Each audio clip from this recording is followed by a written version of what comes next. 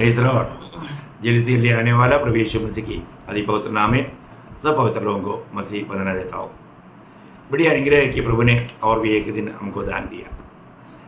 एक दिन हमें मिलता है तो हम और भी अधिक प्रभु के आगमन की निकटता में आ गया। हमें अपनी तैयारी रखना चाहिए। वो तैयारी करना प्रभु के वचन के आधार में, प्रभु की इच्छा के आधार में होना चाहिए। और वो जानने के लिए एकमात्र मार्ग प्रभु का वचन है। इसलिए अब जब भी इकट्ठा होता है तो हम प्रभु के वचन से आलोचना लेता है। इन दिनों में हम लोग देख रहा था, हमें ढूंढ कर आने वाला प्रभु आज भी प्रभु मनुष्य को ढूंढता है। प्रभु के लिए लोग चाहिए, विश्वासियों के लोग चाहिए। ऐसा लोगों को प्रभु ढूंढ रहा है। लेकिन आज हम देखते हैं कि मतलब जो मसीह का आराधने पर भी वो मसीह का नाम होकर के जीवन बिताने वाला अवस्था।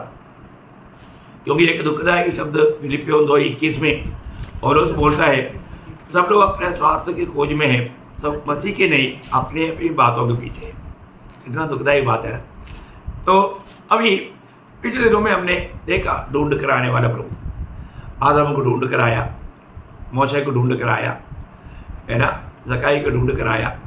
आज मैं न्यायियों की किताब में गिदयोन के बारे में थोड़ा सा बात है आपको बताना चाहूँगा। प्रभु गिदयोन को ढूंढ कर आया। गिदयोन को ढूंढ कर आने का बैकग्राउंड आपको थोड़ा सा बताता है। आपको मालूम है इसराइल लोगों का एक खूबी, जब भी वो अच्छा अवस्था में रहता है तो प्रभु को भूल जाता। प्रभु ने किया उपकारों को वो भूल जाता। तो प्रभु क्या करता, जब न्यायियों की किताब 6 अध्याय उसका पहला वचन, तब इस्राएल ने यहोवा की दृष्टि में बुरा किया, इसलिए यहोवा ने उन्हें मिद्यानियों के वश में 7 वर्ष कर रखा। देखा, जब भी प्रभु के लोग जो प्रभु को त्याग देता था, प्रभु के मार्ग को छोड़ देता था, तब वो दुश्मन के हाथ में उनको कुछ समय के लिए सौंप देता था। दुश्मन उनको सताता है, जब कठिनाई पड़ता है तब वो लोग रोता है ना। उसका 6 वचन पढ़ना। और मिद्यानियों के कारण इस्राएल बड़ी दुर्दशा में पड़ गए, तब इस्राएल ने यहोवा की दुहाई दी। देखा, अभी दुर्दशा में पड़ने के समय में उनका स्वभाव है वो प्रभु को पुकारता। तब प्रभु कोई ना कोई छुटकारे के लिए एक को खड़ा करता।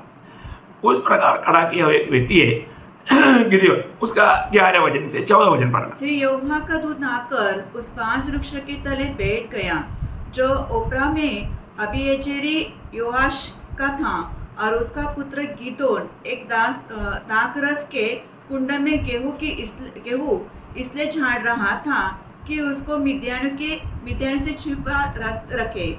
उसको यहोवा के दूत ने दर्शन देके कहा, हे शूरवीर शूरमा, यहोवा तेरे संग है। गिदोन ने उससे कहा, हे मेरे प्रभु, विनती सुन, यदि यहोवा हमारे संग होता तो हम पर यह सब विपत्ति क्यों पड़ती, और जितने आश्चर्य कर्मों को वर्णन हमारे पुरखा यह कहकर करते थे, क्या यहोवा हमको मिस्र से छुड़ा नहीं लाया? वे कहाँ हैं?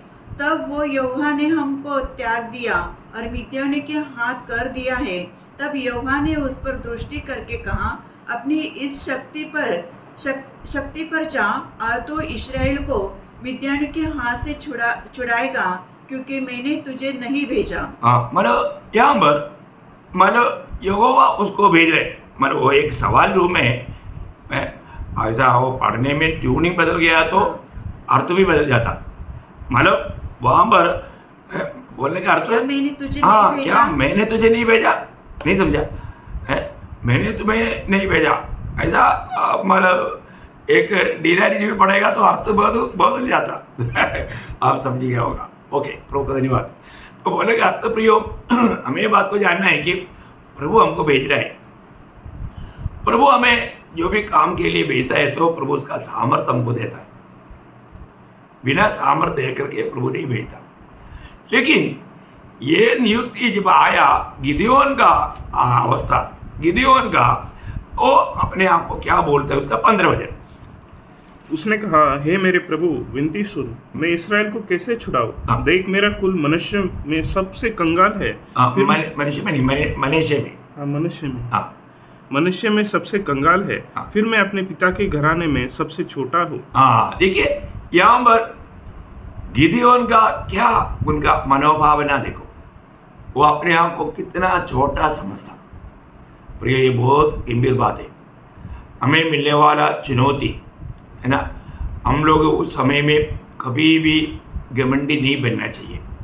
आज बहुत लोग उन्हें मिला हुआ चुनौती के बारे में, आपको मालूम है ना, जब प्रथम राजा शाऊल को जो मिला हुआ चुनौती, उस समय में शाऊल का भावना क्या था? पहला शामुएल उसका 9 अध्याय का 20-21 वचन में हम लोग क्या देखता? पहला शामुएल उसका 9 अध्याय का 20-21 वचन। और तेरी गदिया जो 3 दिन हुए हो गई थी, उनको कुछ चिंता न कर, उसको बी पार्ट से पढ़ना, वो 20 वचन का बी पार्ट से। क्या वह तेरा और तेरे पिता के सारे घराने का नहीं है? शाऊल ने उत्तर देकर कहा, क्या मैं बिन्यामीनी अर्थात सब इस्राएल के गोत्र में से छोटे गोत्र का नहीं हूँ? और क्या मेरा कुल बिन्यामीनी के गोत्र के सारे कुलों के छोटा नहीं है? सारे कुलों से भी छोटा नहीं है? छोटा। देखिए, मैं छोटा, मेरा घराना छोटा और हमारा गोत्र भी छोटा। देखिए कितना अपने आप को एक छोटा अवस्था समझता था। लेकिन आपको मालूम है शाऊल बाद में क्या हो गया? अपने आप को छोटा समझने वाला शाऊल प्रभु के बातों को टाल करके, प्रभु का विधियों को तोड़ करके अपना मनमानी करने वाला बन गया। प्रियो, वो भी बात आज मसीह लोगों में भी हम देखते हैं, है ना। प्रभु ने जब हमको चुना, हमारा चुनौती के बारे में आपको याद होगा, जब पहला कोरिन्थी उसका पहला अध्याय उसका 26 से 29 तक का वचनों में हम लोग क्या देखता?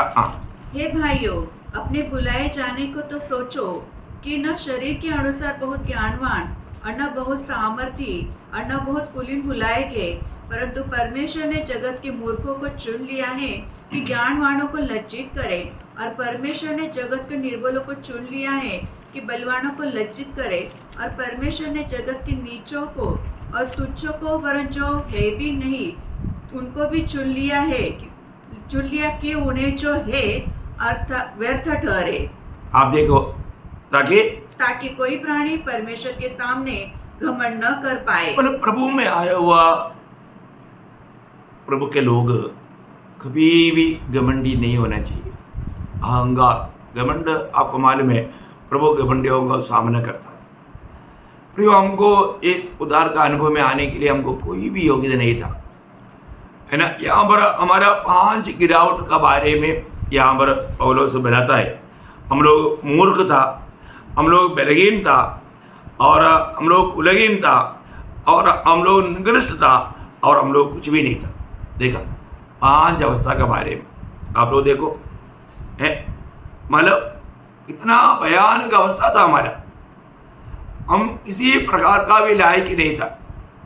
तभी भी प्रभु ने हमें उसका गवाह बनने के लिए, उसका संतान होने के लिए चुन लिया। बोलेगा तो हम लोग इतना आभार भरा दिल से प्रभु को महिमा करना चाहिए। आज कई लोगों को ऐसा लगता है कि थोड़ा कुछ प्रभु का कार्य किया तो वो फूलने लगता है। मैं बहुत बड़ा प्रभु का काम किया, है ना, मतलब जाने अनजाने घमंडी बन जाता। प्रियो, हमारे जीवन पर हम कितना भी अच्छा काम करें तो भी हमें घमंडी नहीं होना। हमको जैसा पौलुस नए नियम में जो शाऊल जो पौलुस बन गया, वो अपने जीवन का बारे में कहने वाला, अपने आप को गिनने वाला अवस्था आपको मालूम है। फिलिपियों का पत्री में 3 अध्याय में 3 बार वो ऐसा बात शब्द कहता है। उसका 7 वचन पहले पढ़ना। परंतु जो बातें मेरे लाभ की थी, उन्हीं को मैंने मसीह के कारण हानि समझ लिया है।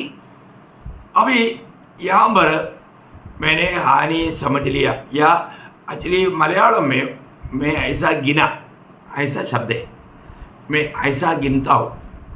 और उसका 8 वचन, वरन मैं अपने प्रभु मसीह यीशु की पहचान की उत्तमता के कारण सब बातों को हानि समझता हूँ। हाँ, देखिए यहाँ पर भी मैं उसको सबको हानि या तुच्छ समझता हूँ।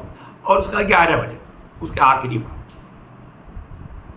कि मैं किसी भी रीति से मरे हुए में से जी उठने के पद तक पहुंचूं। नहीं, उसका शुरुआत में हो सकता है, नहीं आपका बारे में शुरुआत में होगा। हिंदी में थोड़ा मतलब ये मतलब नहीं कि मैं पा चुका हूँ हाँ। या सिद्ध हो चुका हूँ, हाँ। पर उस पदार्थों को पकड़ने के लिए दौड़ा चला जाता हूँ हाँ। जिसके लिए मसीह यीशु ने मुझे पकड़ा था। नहीं, आपका आगे पीछे हो जाता है, हिंदी में मलयालम में बहुत फर्क है उसका। आप उसका 9 वजन 10 जिसके वजन से कारण हाँ। जिस कारण मैंने सब वस्तु की हानि उठाई हाँ। और उन्हें कूड़ा समझता हाँ, हूँ। वो है। कौन सा है? 8 में ही है। 8 में ही है।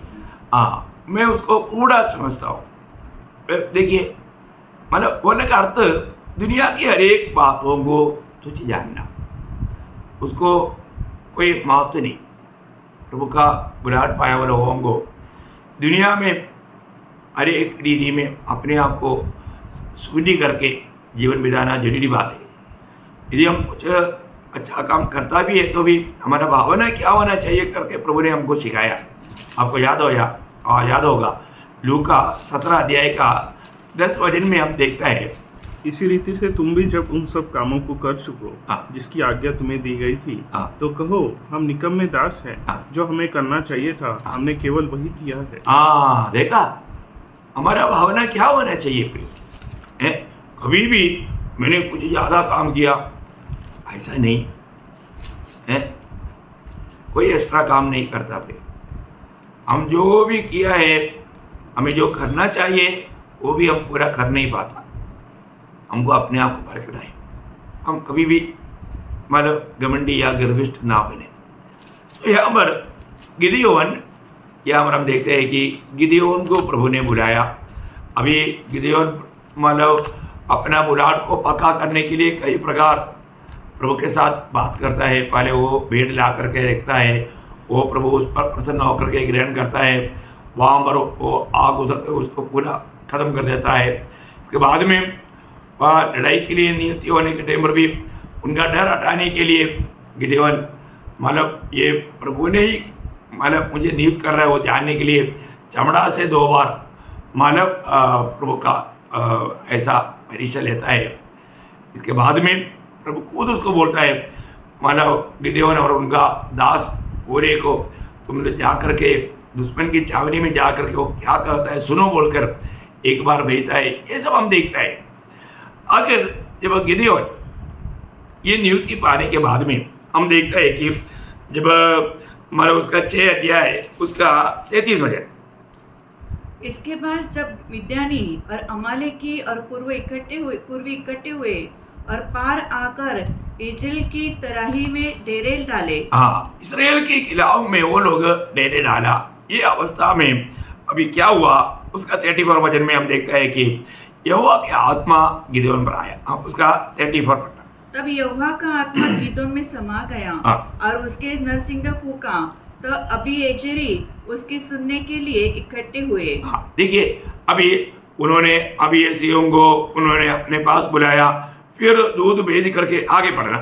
फिर उसने समस्त मनसे के पास अपने दूध भेजे और वे भी उसके पास इकट्ठे हुए, और उसने आशेर जबूलून और नप्ताली के पास भी दूध भेजे। देखो आशेर गोत्र में, नप्ताली गोत्र में और मतलब जबूलून गोत्र में उन्होंने मतलब लोगों को भेज करके लोगों को इकट्ठा किया। एक बहुत बड़ा एक सेना इकट्ठा हुआ। अब इकट्ठा होने के बाद में प्रभु उनको क्या कहता है, ये इंपॉर्टेंट बात है। आप देखिए इस लड़ाई को प्रभु कैसे ले चलता है। उसका 7 अध्याय का 2-3 वचन। तब यहोवा ने गिदोन से कहा, जो लोग तेरे संग है वे इतने हैं कि मैं मिद्यानियों को उनके हाथ नहीं कर सकता, नहीं तो इस्राएल यह कहकर मेरे विरुद्ध अपनी बड़ाई मारने लगेंगे कि हम अपने ही भुजबल के द्वारा बचे हैं। इसलिए तू जाकर लोगों में यह प्रचार कर कि सुना दे, जो कोई डर के मारे थरथराता हो वह गिलाद पहाड़ से लौटकर चला जाए। तब 22,000 लोग लौट गए और केवल 10,000 रह गए। हाँ, अब देखिए इसका मतलब यहाँ पर लड़ाई के लिए कितने लोग इकट्ठा हुआ? 32,000। आप देखिए 32,000 लोग इकट्ठा हुआ। तो प्रभु बोलता है तो इतने लोगों को लेकर जाएगा ना, तो लोग बढ़ाई मारेगा, घमंड करेगा, हम अपने भुजबल से विजय पाए। प्रभु कभी नहीं चाहता प्रभु के लोग ऐसे पापों में गिरे। इसलिए प्रभु गिदोन को कहा कि तुम छावनी में ये बात का घोषणा करना, जो लोग डरपोक है वो अपने घर में जाओ, क्योंकि आपको मालूम है डरपोकों को लेकर के लड़ाई में जाएगा तो क्या होगा है। जब व्यवस्था विवरण उसका 20 अध्याय का 8 वचन में क्लियर व्यवस्था दिया हुआ है, जब भी आप लड़ाई में जाता है तो डरपोकों को लेकर नहीं जाना, अगर ऐसे ले जाएगा तो क्या होगा, उसका 20 का 8। इसके अलावा सरदार सिपाहियों से यह भी कहे, हाँ। कौन कौन मनुष्य है जो डरपोक और कच्चे मन का है, हाँ। वह भी अपने घर को लौट जाए। हाँ। ऐसा न हो कि उसके देखा देखी उसके हाँ। भाइयों का भी हियाव टूट जाए। पीछे भागने वालों को देख करके जिसको याब है उनका भी याब टूट जाएगा, वो भी भागेगा तो बुरी तरह से हार जाएगा। देखा प्रभु का वजन और व्यवस्था कितना साफ है प्रियो, कितना मनोहर है। डरपोकों को लेकर नहीं जाना। आपको मालूम है हमारा आत्मीय जीवन में सबसे बड़ा डर है मृत्यु का डर। प्रभु ने प्रभु के लोगों को मृत्यु के डर से छुड़ाया है। अभी हमें ऐसा डर हमारे जीवन में नहीं होना चाहिए। प्रभु कभी नहीं चाहता हम एक डरपोक बने। आज भी सच में बहुत लोग सुसमाचार का गवाही क्यों नहीं देता, डरता है, क्योंकि उनमें डर की आत्मा है। परंतु प्रभु में आया हुए लोगों को प्रभु ने डर की आत्मा नहीं दिया। 2 तिमोथी 1 अध्याय उसका 7 वचन में पौलुस कहता है, क्योंकि परमेश्वर ने हमें भय की नहीं पर सामर्थ और प्रेम और संयम की आत्मा दी है। प्रियो, हमको डर की आत्मा नहीं दिया कि हम प्रतिकूल को देख करके डर जाए ना। आत्मा आने से पहले प्रभु के संग चलने के टाइम पर भी चले लोग प्रतिकूल को देखकर डर जाते थे। जब वो नाव पर चल रहा था तब क्या हुआ जब आंधी तूफान आया, मत्ती उसका 8 अध्याय का 26 वचन में चेले लोग डर गया। तब वो प्रभु उनको क्या समझाया, 8 अध्याय का 26 वचन मत्ती। उसने उनसे कहा, हे अल्पविश्वासियों क्यों डरते हो। देखा, हे अल्पविश्वासियों क्यों डरते हो। ठीक है, तुम लोग क्यों इतना जल्दी डरपोक बन जाता। प्रियो, प्रभु के लोग, प्रभु की आत्मा पाया हुए लोग कोई भी प्रतिकूल को देख करके डरने वाले नहीं। ऐसा डरने वालों से प्रभु को कुछ काम नहीं। आपको मालूम है नरक में जाने वालों को सबसे आगे कौन मिलेगा, बड़े बड़े मतलब खून करने वाला, व्यभिचार करने वाला, चोर करने वाला नहीं। आपको मालूम जब प्रकाशित वाक्य 21 अध्याय उसका 8 वचन में नरक में जाने वाला, दूसरा मृत्यु की ओर जाने वाला, उनका सबसे पहले कौन खड़ा है, परंतु डरपोको। देखा, डरपोको। आप देखिए डरपोक के बाद ही बाकियों का संख्या है। नरक में जाने वालों में सबसे पहले जाकर के नरक में गिरने वाला डरपोक के लोग हैं। प्रियो, आप परखो, आप प्रभु में आने के बाद में आज भी मसीह गवाह देने के लिए आप डरता है क्या, तो आप स्वर्गीय यात्रा में नहीं, आप नरक की ओर जाने वालों में है। प्रभु ने हमें ऐसा एक आत्मा नहीं दिया, डरना नहीं चाहिए, है ना। प्रभु के लोगों के बारे में जब नीति वचन 28 अध्याय उसका पहला वचन का भी पाठ में, नीति वचन 28 अध्याय का पहला वचन का भी पाठ में, परंतु धर्मी लोग जवान सिंह के समान, देखा, धर्मी लोग जवान सिंह के समान निर्डर रहते हैं। देखा, कौन है धर्मी, जो प्रभु यीशु पर विश्वास करते हैं।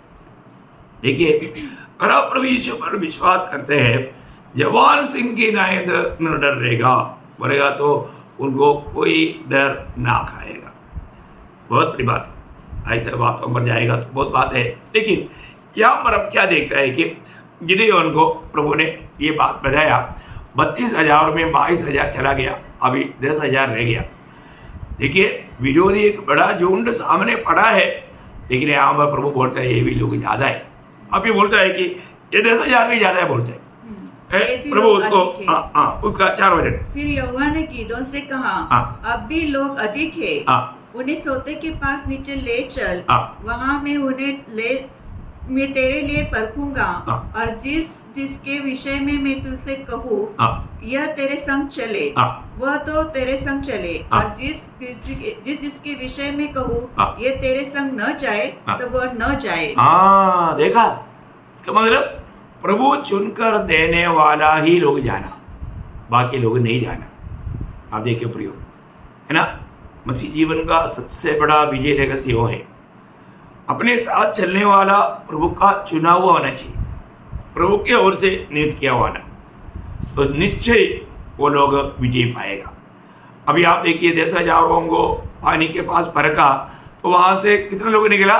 300 लोग। आप देखिए, है ना, 300, उसका 6 वजन पकड़ा। जिन्होंने मुंह में हाथ लगाकर चपड़ चपड़ करके पानी पिया, उनकी तो गिनती 300 ठहरी। हाँ, उन 300 को लेकर के जाने के लिए प्रभु ने गिदयोन को अनुमति दिया। आप देखिए, है ना, इसका मतलब अपने जीवन में हमको ये बात को जानना है कि जो प्रभु ने चुन करके दिया है उनको साथ जाए। एक्चुअली मंडली जीवन वही है जिसको प्रभु ने चुना, प्रभु ने नियुक्त किया, प्रभु ने अलग किया, वही लोग मंडली में हैं। तो परंतु और लोग भी उस मंडली में आकर मिल जाता है, वो लोग गड़बड़ी का कारण बन सकता है। बहुत अद्भुत बात है। इसलिए ना कई झूठे लोग आकर मिलता है, हम भी उधार पाया, लेकिन कुछ समय के बाद में वो लोग क्या करता है, कटी बोल कर निकल जाता। ऐसा लोगों के बारे में पहला यूहन्ना 2 अध्याय के 19 वचन में यूहन्ना एक सख्त गवाही देता है। आप जरा देखिए प्रियो, अपने साथ चलने वाला सब लोग प्रभु का चुना हुआ नहीं, प्रभु के ओर से नहीं। 2:19 वे निकले तो हम ही में से, हाँ। पर हम में के थे नहीं, हाँ। क्योंकि यदि वे हम में के होते हाँ। तो हमारे साथ रहते, हाँ। पर निकल इसलिए गए हाँ। कि यह प्रकट हो कि वे सब हम में के नहीं थे। देखा प्रियो, मंडली से कई लोग जाने के टाइम पर कई लोगों को संदेह आ जाता, प्रियो मंडली में आने वाला सब लोग हमें के या प्रभु ने हमें दिया वो लोग में नहीं है। इसलिए सत्य वचन को, सच्चा उपदेश को छोड़ करके वो लोग निकल जाएगा, कुछ समय रुकेगा, इसके बाद में निकल जाएगा। क्योंकि एक्चुअली मंडली का निंदा करने के लिए, कोई ना कोई गिरावट लाने के लिए वो लोग आते हैं। उनका जीवन का लक्ष्य प्रभु का महिमा नहीं। ऐसा तकरीबन हर एक मंडलियों में ये काम होता है, और प्रभु के साथ भी हुआ और उसके साथ भी हुआ, ये सब हम बाइबल में देखता है। मैं अभी उस विषय में अभी इतना नहीं जाना चाहता, लेकिन देखिए यहाँ पर प्रभु ने चुन करके दिया हुआ 300 लोगों के साथ गिदयोन गया, और गिदयोन ने उनको बोला, जब मतलब उसका 7 अध्याय का 16 से पढ़ना, 16-17 वचन। तब उसने उन 300 पुरुषों के 3 झुंड किए, हाँ। और एक पुरुष के हाथ में एक नरसिंगा और खाली घड़ा दिया, हाँ। और घड़े के भीतर एक मशाल थी। हाँ। फिर उसने उनसे कहा, हाँ। मुझे देखो हाँ। और वैसा ही करो। मुझे देखो और वैसा ही करो। सुनो, जब मैं उस छावनी की छोर तक पहुंचूं, हाँ। तब जैसा मैं करूं वैसा हाँ। ही तुम भी करना। देखा प्रियो, अभी यहाँ पर एक भयंकर लड़ाई होने जा रहा है। इसमें गिदयोन जैसा करता वैसा उनको भी करने के लिए बोला। उसके बाद में उसका 20 वचन। तब तीनों झुंडों ने नरसिंगे को पुकारा और घड़ों को तोड़ डाला, हाँ। और अपने अपने बाएं हाथ में मशाले और दाएं हाथ में फूकने को नरसिंगा लिए हुए हाँ। चिल्ला उठे, हाँ। यहोवा की तलवार और गिदोन की तलवार। देखा, यहोवा की तलवार और गिदयोन की तलवार, मतलब यहोवा को प्रथम स्थान दिया, यहोवा को पहला स्थान दिया। देखिए प्रियो, ये लड़ाई गिदयोन का नहीं, ये यहोवा का लड़ाई थी, इसलिए प्रभु को प्रथम स्थान दिया।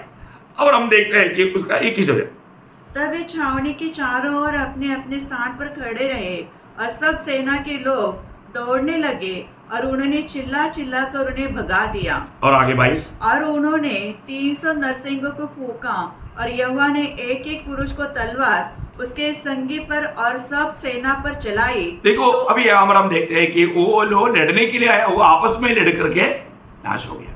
आप देखो, बहुत बड़ा विजय प्रभु ने यहाँ पर गिदयोन को दिया। ये विजय पाकर आया हुआ गिदयोन को इस्राएल लोग बोलने वाला एक बात है, उसका मतलब 22 वचन, 8 अध्याय का 22 वचन में है। तब इस्राएल के पुरुषों ने गिदोन से कहा, हाँ। तू हमारे ऊपर प्रभुता कर, हाँ। तू और तेरा पुत्र और हाँ। पोता भी प्रभुता करे, हाँ। क्योंकि तूने हमको मिद्यान के हाथ से छुड़ाया है। हाँ। गिदोन ने उनसे कहा, हाँ। मैं तुम्हारे ऊपर प्रभुता न करूंगा, हाँ। और न मेरा पुत्र तुम्हारे ऊपर प्रभुता करेगा, हाँ। यहोवा ही तुम पर प्रभुता करेगा। कितना अच्छा गवाही है प्रिय। हैं। कई लोग कोई स्थान मान मिलने के लिए प्रयास करता है, उसके लिए लड़ता है, और यहाँ पर गिदोन कितना अच्छा गवाह है प्रियो, कितना अच्छा आदर्श है। गिदोन बोलता है महान परमेश्वर ही तुम्हारा प्रभु रहेगा, तेरा राजा रहेगा। देखो बहुत बड़ी बात है ना। हम लोगों को ये जानना है प्रियो, हमें कोई दुनिया कोई कुछ बनाएंगे तो भी हमें बनने का इच्छा नहीं रहना। दुनिया हमेशा शरीर में धोखा देने के लिए शैतान उनको प्रभु के खिलाफ और अपने खिलाफ खड़ा कर सकता है। अब हमारे में जब इसराइल लोग जब शमूएल को आकर के बोलने वाला एक शब्द, शमूएल को बहुत दुख दिया हुआ एक शब्द, हम लोग पर शमूएल उसका 8 अध्याय उसका 5 से 7 तक का शब्दों में पढ़ता है। उसने उन्हें लगा, सुन तू अब बूढ़ा हो गया और तेरे पुत्र तेरी राह पर नहीं चलते। अब हम पर न्याय करने के लिए सब जातियों की रीति के अनुसार हमारे लिए एक राजा नियुक्त कर दे। परंतु जो बात उन्होंने कही, हम पर न्याय करने के लिए हमारे ऊपर राजा नियुक्त कर दे, यह बात शमूएल को बुरी लगी। देखो ये बात शमूएल को बुरी लगी। और शमूएल ने यहोवा से प्रार्थना की, और यहोवा ने शमूएल से कहा, वे लोग जो कुछ तुझसे कहे उसे मान ले, क्योंकि उन्होंने तुझको नहीं परंतु मुझे को निकम्मा जाना है कि मैं उनका राजा न रहूं। देखा, मुझको निकम्मा जाना कि मैं उनका राजा बनकर ना रहे। देखा प्रियो, हमको एक बात को जानना, मतलब अपने जीवन में प्रभु हमेशा हमारा प्रभु बनकर के, राजा बनकर के, स्वामी बनकर के, मालिक बनकर के रहना, इसके अलावा कोई भी ना होना। पर तो आज हम मसीह लोगों में देखता है कि है ना, मतलब भिन्न भिन्न पदवी हम देख करके वो पदवी के लोग मंडली को राज करता, लेकिन मंडली का राजा एक ही है प्रियो, वो यीशु मसीह है। यीशु मसीह ही प्रभु होकर के मंडली को चलाना चाहिए। ऐसा प्रबंध नहीं है तो वो सच्चा प्रभु का मंडली नहीं है। हर एक मंडली स्वतंत्र है और वो प्रभु का अधीन में है, प्रभु उसका सिर है। प्रभु की आलोचना में मंडली होना चाहिए। पर हम दुनिया भर में एक अलग प्रकार का अवस्था को देखते हैं। क्या यहाँ पर हम देखते हैं कि गिदोन का भावना कितना अच्छा है। प्रयोग ये दुनिया में हमें कुछ बनने के लिए नहीं, हमें आनंद प्रभु ने हमें बनाया ना, प्रभु का संतान बनाया, और बड़ा पदवी क्या है। आज हम प्रभु का राजदूत है, हम प्रभु का अम्बासिडर है, हम मतलब प्रभु के याजक लोग हैं। कितना बड़ा पदवी हम प्रभु ने हमको दिया। इसके अलावा मनुष्य देने वाला पदवियों के पीछे हम कभी ना भागे, उसमें हम धोखा ना खाए। आज गिदोन का जीवन से मैं आपको यही बात बताना चाहता हूँ। पुराण पाया हुआ गिदोन, चुनौती पाया हुआ गिदोन हमेशा प्रभु को प्रभुता दिया। गिदोन और गिदोन का पीढ़ी हम पर राज करे करके इस्राएल का मांग था, लेकिन गिदोन ने वो कभी नहीं उसको स्वीकारा। बोला सिर्फ यहोवा परमेश्वर ही हमारा राजा रहेगा, वो हमको राज करेगा। कितना अच्छा बात है। आज हमारा भावना क्या है? आज हमको कौन राज करता है? आज उस प्रभु का प्रभुता हमारे जीवन में एक ही नहीं, ये बात को हमें पार करना पियो। इस छोटा सा जीवन में कभी भी मतलब हम प्रभु का वो सच्चा व्यवस्था से जुड़कर कई धोखे में ना पड़े। अपने आप को पार करना, प्रभु का सत्य वचन में बना रह करके, प्रभु का योजना जान करके, यीशु मसीह को हमेशा प्रभुता देते हुए, यीशु मसीह के गुलाम होकर के प्रभु में जीवन बिताना। उसके लिए तो वचन के द्वारा प्रभु आप सबको सहायता करे, प्रभु को महिमा मिले। हाँ।